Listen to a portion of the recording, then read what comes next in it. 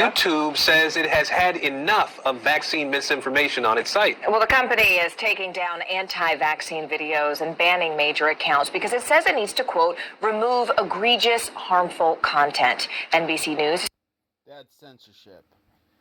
From what side of history was the people on the right side censoring, calling the other side misinformation, and not allowing a debate? Senior reporter Brandy Zadrowski joins us now. Brandy, thanks so much for being with us. What was the final straw for YouTube? Why is the company acting right now?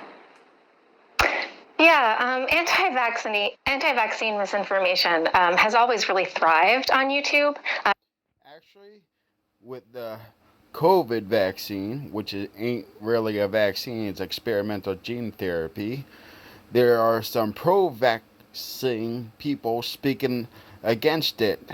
So that is a false statement right there. Really, for over a decade, anti-vaccine creators have moved there after traditional media decided to no longer cover them. And the content was actually so rampant that pro-vaccine advocacy organizations, they were actually forced off the platform as far back as 2008.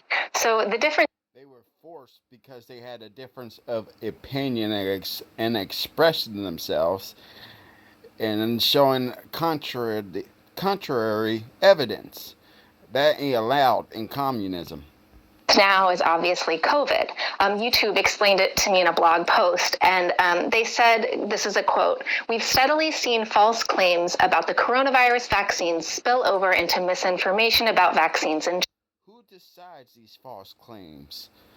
Only the scientists that are approved and are paid off by the entire medical empire, communist collusion, like the FDA, CDC, NIH, Big Pharma collusion. General, and we're now at a point where it's more important than ever to expand the work we started with COVID-19 to other vaccines. So we know then that YouTube is taking down some of the big names in the anti-vaxxer community. What about the smaller channels that are still out there? Don't forget the head of the YouTube that is in head now got a award for free speech. I guess this is considered free speech censoring. That are still operating. Yeah, this is a challenge. I heard the good doctor say that we need to take down, the big disinformation agents, but a lot of the smaller anti-vaccine The big disinformation agents. Who talks like that? Information is still there. Listen, banning all anti-vaccine content, it's not going to be easy. It's a complicated content moderation problem because... This is tyranny. Tyranny.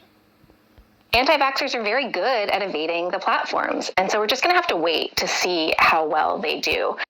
We're very good because we got a belief in freedom, medical freedom, and full informed consent. They don't want informed consent. They want force.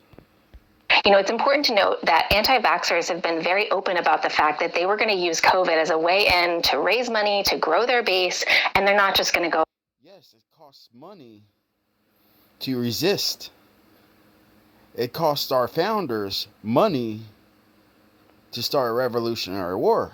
It cost money for the Civil War. It cost money for the Civil Rights Movement.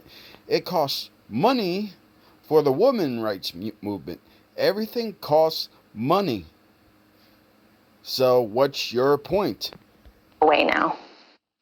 All right, Brandy Zadrowski, we appreciate your reporting on this. Thank you.